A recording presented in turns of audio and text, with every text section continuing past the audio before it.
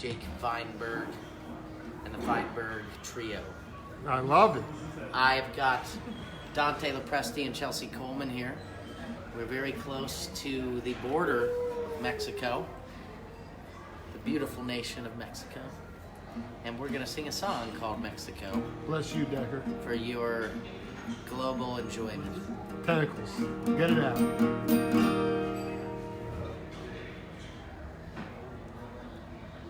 When I was a baby, my mom wrapped me in blankets.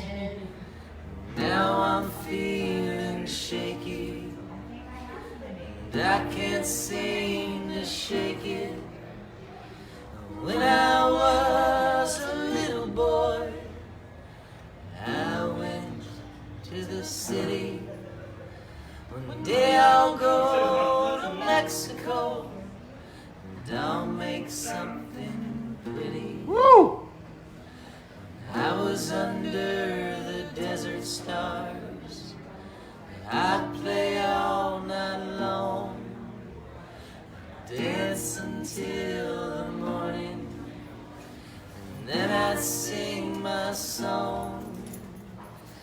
When the night returned, I'd do it all again. Go fly, my little bird. Just remember where you've been. I remember my mother, the prettiest I've ever seen. How she would read me stories till I fell asleep. And now I'm always working. Man, I get so tired. And when I see the ocean, I always feel inspired. And when I was a baby, my mom wrapped me in blankets. And now I'm feeling shaky, and I can't seem to shake it. And when I was a little boy, I went to the city. One day I'll go to Mexico, and I'll make something pretty. Folks, welcome to the Jake Feinberg Show, and what an honor it is to be joined by Brandon Decker and his compadres. Welcome to the program. Thank you for having us. I just wanted you to talk about, do you find your creative niche during the solar, like the sun or the moon? How much of your creativity is exhibited in the morning and at night? I think it comes when it comes, and you're grateful when that happens. What do you think, Chelsea? I tend to be in the middle of the day when I'm trying to work on other things. That's when I have a lot to do. When it hits you. Yeah. I feel like The reason I ask you is because I feel like you get off on that. I mean, that stuff is meaningful. The sun, the moon. I love the sun and the moon. I like the sun a lot. I love the Explain that. Go deeper on that. Well, it's like that whole George Carlin bit about God, like that he thinks of God as the sun, And it's so nurturing. I was having this phase of life where I was really desperate. In a different way than I'm desperate now. And I dig. I was having terrible insomnia, and I would wake up at night convinced I was creating cancer in my body, which is enough to keep you up at night. That definitely. And this buddy of mine, David, told me to just go sit in the sun and breathe its light into my third eye. And when I lived in Sedona gets 330 days of sun a year, and I really liked it. I grew up in the Midwest, and it was very cloudy in the Midwest. So Depressing. it is. So we won't let that music bother us. No, I want to We know like music. how immediate was the impact when the sun started to. I love the sun. I love to be in the sun. I love to feel it. But I mean, we all like to howl at the moon, and get out under those full moons. That was another great thing you could do in Sedona. I mean, the stars were so clear in the night sky. I mean, you could go out on the full moons. Keep your eye out for rattlesnake and mountain lion, but you could get out there under that desert sky and be a part of that too. So, I mean, the day and the night, I want you to talk a little bit to the audience about. I'm sort of hooked up on this right now, but with your new album, can you talk about the patience that it requires to be a songwriter, and could you talk about a tune on the album that required a lot of patience? Yes. Am I holding you hostage right now, team?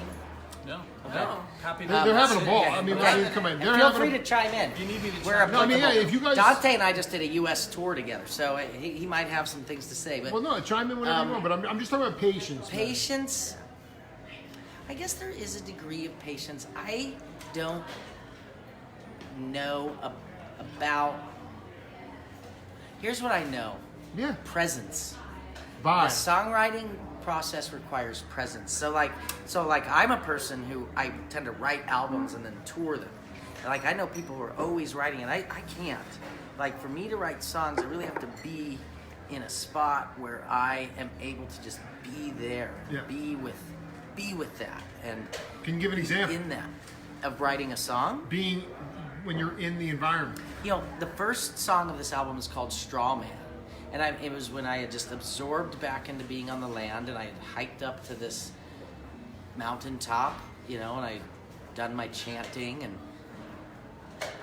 imbibing the sun, and I was hiking down the mountain, and I was just like,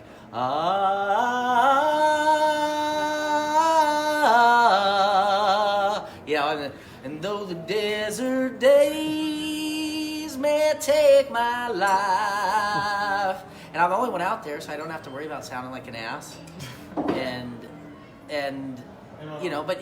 so you're just in there and you're hiking and you're singing songs and thinking of words and being, you've got to really for me, how lyrics write is kind of like you get some snippet of a song that begins, and then you start trying to kind of duplicate that snippet, so you're just auditioning parts, and then then you maybe find another snippet to be another part of the song, and you're just kind of always rattling those ideas and putting them in the jar and shaking them up. So you got to have time to do that. I mean, you can't do that if you're sitting in a fluorescent cubicle. No,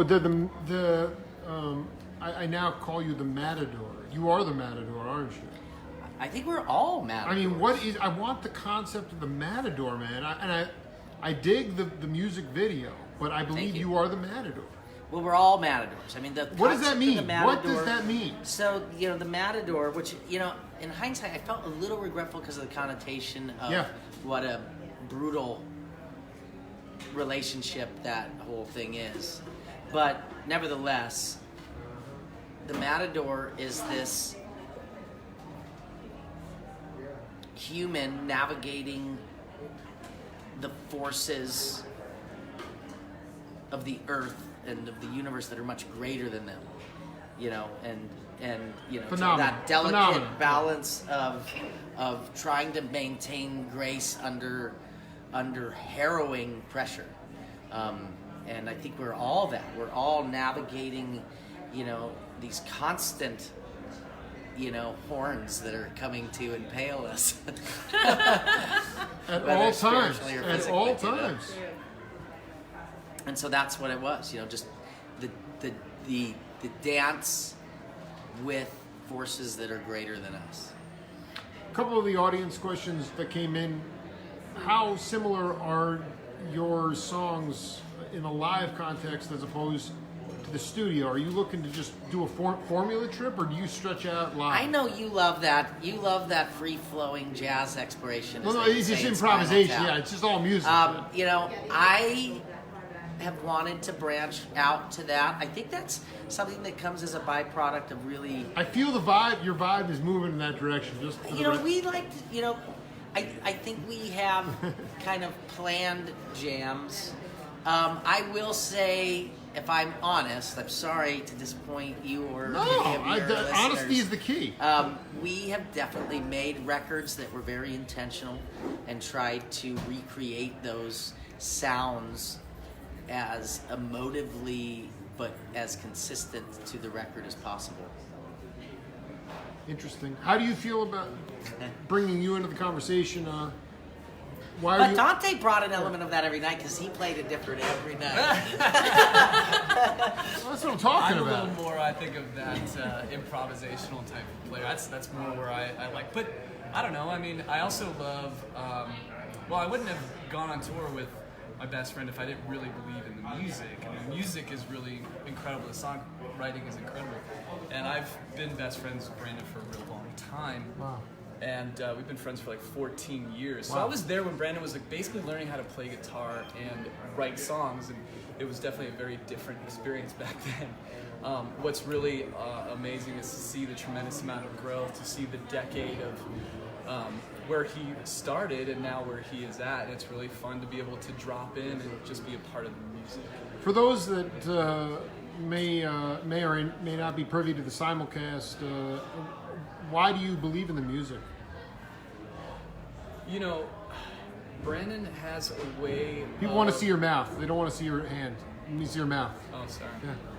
Yeah. Brandon has a way of, I think, crafting words together that's really special. Like, Yeah. I think his lyrics really strike chords with people, and you know, there's like a moodiness of the music which I really dig.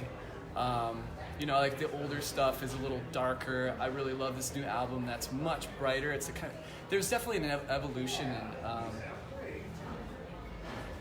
I don't know. Ever since you know, I think Brandon came out. Well, even before Decker, there was another band that he had. Absolutely. And I just jumped on board very early, and I don't do that. I think that I'm a very picky person, and I was very honest with Brandon when I first heard his music, and if it had not improved, I definitely wouldn't have put myself behind it. So I believe very much in the music. This is one thing I do want you to talk about is you, how much of your creativity and spark can be derived from the use of psilocybin. I knew you were going to say that. Well, I mean, because we just talked about it off air. I mean, you literally were tripping out yesterday. I did. You said it was mild, but I feel like your psilocybin tolerance is so yesterday. high now. I don't think I have a I high mean, your tolerance. eyes aren't even the same color. I don't feel like I have a high tolerance. I feel like that. I don't believe. I don't know. If you do it like daily, it starts to take a little more. My friend, I have a friend who's done like 30 some odd ayahuasca ceremonies, and he says actually your tolerance lowers because you just have more of it in your system. It doesn't go away, but I don't.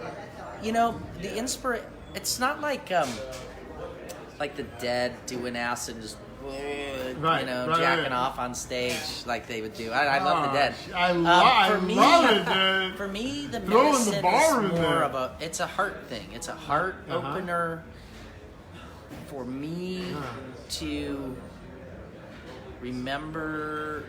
Because it's not always beautiful. I mean, it's for me to be on the earth and learn about my nature. And sometimes, sometimes it's hard because you're just working through shame and understanding it and fear, and you're just working through these blocked up things. And sometimes it's that like, oh God, everything's so the answer to tie it up is all of that comes back to everything. I mean, everything's everything. So that comes back into my parenthood. That comes back into my compassion with myself, with others, with my son, with with how I write music. So it's just a part of my life. I love hiking. I love making music. I love performing music. I love being a dad. I love taking plant medicine. And I love baked items. That's I would be remiss very true. before I let you go. Kevin Calabro is a dear friend. How did you meet Kevin Calabro? I met Kevin through a radio person that is a friend that I had worked with on several projects, and So you dabble in radio as well? I don't do anything in radio. Well, you sing. I mean, Yeah, I hope my songs dabble on radio a little more. I was a radio promoter, so he was working to get our album on the radio, and I was looking to change publicists, and he recommended Kevin, and I worked with Kevin on a project, and that project happened to coincide with me living in New York for a month, and we became friends, and I mean, the truth, I like me and Kevin hit it off very well from the beginning in person. He's a great dude. I love him. He's the man. He supported my music, and he was like telling me like that I needed to do this and that, and I was like, I was like, do you really believe in it? He was like, yeah. I was like, then will you put my record out? And he was like, sure, Well, what were some of the pearls of wisdom he told you to do? Kevin's just lived in Brooklyn his whole life. I mean, he doesn't live there now, but Kevin's Stockton. been around music. He's in Kingston. Right, Kingston. Scattico. He just is no bullshit. Music business is so full of people that are just, they would just talk. Who do they know? Who are their contacts? What they're gonna do for you? All the, and Kevin doesn't do that. He's not impressed with it. He doesn't. He likes real deal. Fucking the people real deal, making man. Real deal music, and I'm honored that he feels that way about mine. I consider him a friend, and I don't like to do things with people that aren't my friends. So I'm so grateful to have him in my bandwidth, and I'm sure that we will always continue to work together. Did any of the recommendations he had compromise your artistic integrity? No, Kevin has never done anything except be like, I really love the record. He didn't like the solo on Awake. He was like, that solo's weak, but He said someone was what was it, a guitar solo? yeah, and I like it though. It's very. Were you wanking it or no? No, it's not me. No, it was really. It's not me. It was. I didn't write it. It was Right, a real I did. 70s AM radio stand. I love it. It sounded like an Eagles love it. solo. Like a Dean Parks kind of solo. He yeah. wanted something more, and I just wasn't what the song needed. But for the most part, Kevin is really supportive, Yeah. and he will just tell me if something is just missing the mark. Otherwise, like there was a video edit once for a music video I sent him, and he was just like, "No, just let me know when you get that re-edited." I did, like, man. It's not going out, Oh. But Kevin, where he doesn't put up with any bullshit is wasting any time on not having integrity. And not to say like I dabble and not have, but sometimes you just, he's working his ass off, and he expects, everyone on the team's got to be working their ass Say off. no more. Yeah. Royal potato. Yeah. Before, can you guys close with a medley or something? For the audience. Yeah, let's play one more. What do you guys want to play? What do we feel good about? Belt it out. Awake? Yeah, I think we can do. Brandon Decker. These are the octet, man. You got an octet going. I like Awake. You were born to wake up. You were born to be new. You were born to be light. You were born to be true. You were born to be love. You were born to be life. You were born to be the day. You were born to be the night. You were born to be moon. You were born to be stars. You were born to be Earth. You were born to be Mars. You were born to be kings. You were born to be queens. You were born to move mountains. And you were born to sing. Love, you are love. Gotta remember.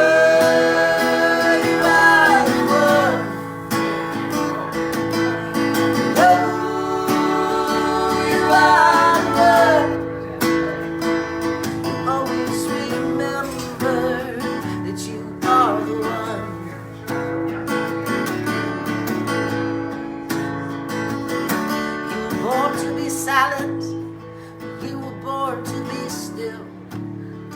You were born to fly, and you were born to heal. Well, you were born to give, and you were born to receive.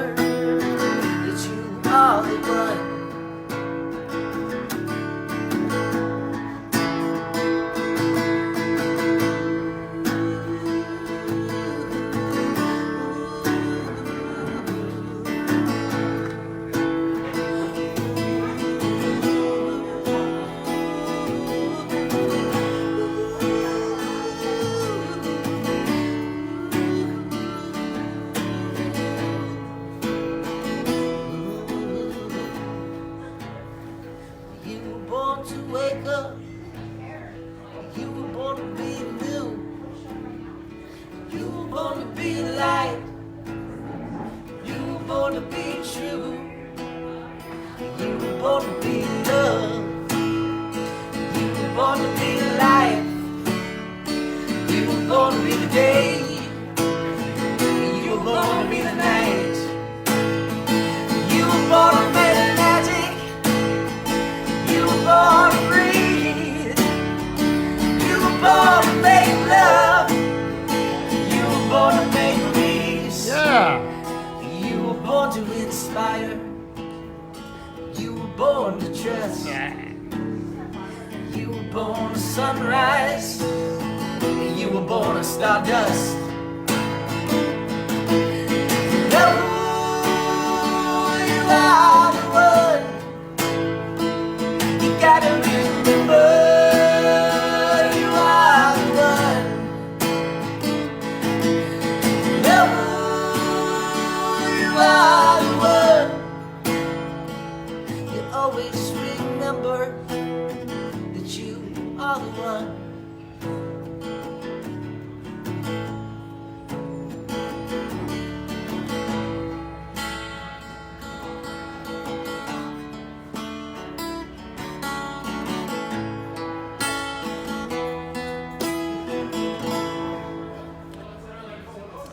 Yeah. Thank you. This is the Jake Feinberg Show. We'll see you later.